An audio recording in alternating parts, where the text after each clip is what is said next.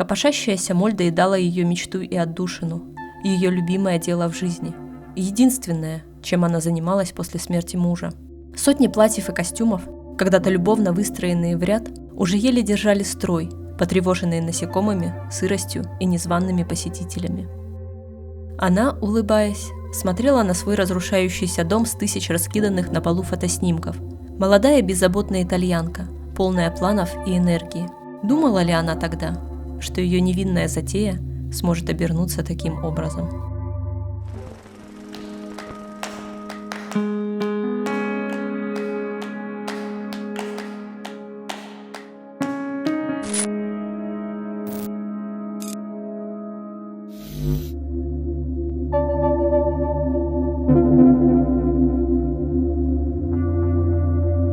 Привет всем любителям заброшенных мест! В свое время история, о которой мы хотим сегодня поведать вам в видеоформате, получила большой отклик среди читателей моего блога.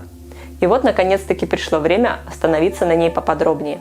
Это будет небольшое видео, потому что, скажу по правде, когда мы посетили виллу, мы не планировали делать эпизод.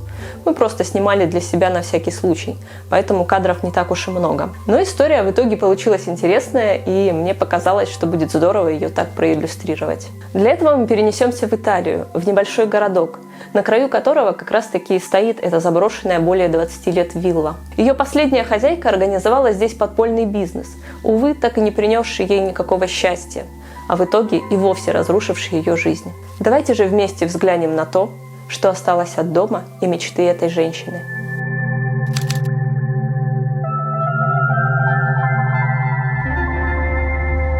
Виллу скрывал разросшийся вокруг нее лес, успевший уже превратиться в бурелом и через который мы тихонько пробирались друг за другом.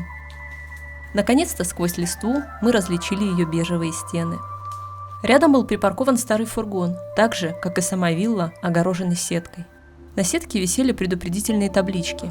Имущество арестовано, но очень старые, а само ограждение было порвано в нескольких местах. Что ж, надеемся, что нас никто не заметит. Осторожно зайдя в приоткрытые двери, мы поразились количеству всевозможных вещей, которыми был заставлен весь зал первого этажа. Остатки мебели, валяющиеся повсюду фотографии и личные вещи, но главное – ряды выставленных в линии напольных вешалок, ломившихся от навешанной на них одежды.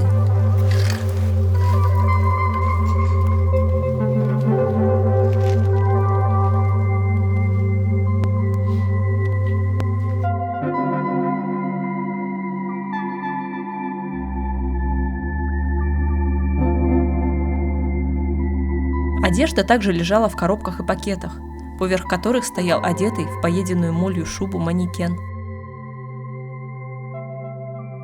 Высокие потолки украшали потрескавшиеся фрески.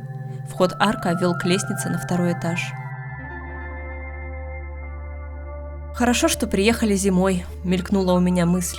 Моя подруга Ольга, которая бывала здесь жарким летом, рассказывала о кишащих в одежде насекомых и стоящей от всего этого вони. Нам повезло не застать такую картину, хотя единичные, не запуганные прохладой насекомые все-таки встречались. Стол в конце зала ломился от документов и снова фотографий, личные архивы вперемешку с выписками из суда. Что же такого сделали владельцы этой виллы? В черно-белых фото на нас в основном смотрела молодая блондинка. Ее фотосессии были и на негативах, валявшихся где попало. Кажется, она очень любила фотографироваться.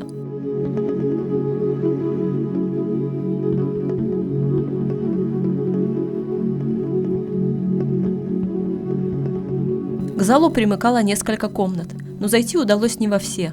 В одной царил беспросветный бардак, в другой пустота, третья обрушилась из-за прошедшего по этим землям землетрясения, а в четвертой оказался еще один такой же большой склад одежды на вешалках. Оставленные костюмы и платья укоризненно выплывали из царившего в комнате сумрака, когда мы освещали ее лампой.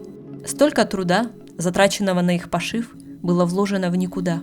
Хотя моль, наверное, со мной бы не согласилась. Закончив осмотр первого этажа, мы отправились на второй. Здесь было уже больше света, и комнаты выглядели менее захламленными. Особенно хорошо сохранилась спальня. Хозяйская кровать, заправленная белой простыней, готова была хоть сейчас принять уставших путников в свои объятия. Комод с зеркалом напротив нее чудесным образом уцелели на своем месте, как и приставленная с другой стороны кровати тумбочка.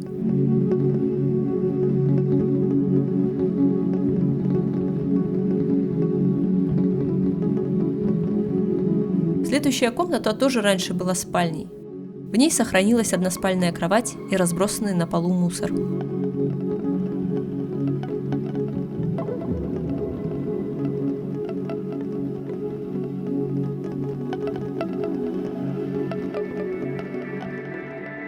Третья комната была чем-то вроде небольшой гостиной, где, наверное, когда-то приятно было принимать гостей.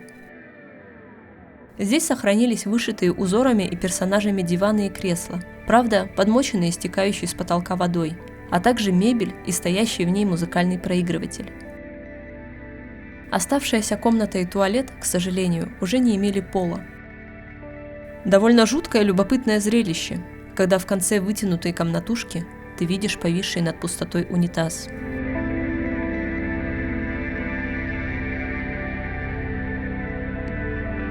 На чердак подниматься мы не стали, заметив, что крыша имеет дыры в нескольких местах, и это было просто опасно.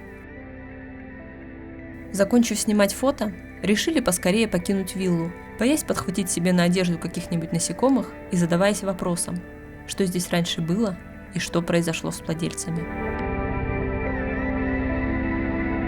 К сожалению, про саму виллу мало что известно, и покопавшись в архивных документах, мне удалось лишь выяснить, что вилла была построена в 40-х годах, а также найти про нее две любопытные истории. Первая, довольно жуткая, попалась мне в городских архивах, и она описывала случаи, когда во время Второй мировой войны на сторону партизанского движения в Италии вставали иностранцы. Как раз незадолго после того, как вилла была построена, и, скорее всего, хозяевам так и не удалось в ней пожить.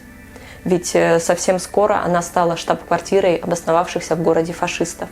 Тогда отряды или маленькие группы партизан часто им досаждали, и в окрестностях города то и дело происходили вооруженные стычки. В архивах описывается случай, когда беглый немецкий танкист, презирающий фашизм и вступивший в отряд партизан из-за своей дружбы с некоторыми из них, отстреливался вместе со своим итальянским товарищем неподалеку от этой самой виллы от фашистских захватчиков. В ходе этой стычки он был убит, а его товарищ захвачен в плен и доставлен на допрос и пытки в ныне заброшенную виллу, которая, к сожалению, оказалась последним местом, которое он увидел в своей жизни. Вот такое страшное начало в истории этого здания. Что было дальше и кто здесь после этого жил, мне, к сожалению, найти не удалось. Кроме истории одной владелицы, обосновавшейся в вилле с 80-х годов. С ней-то я и хочу познакомить вас подробнее.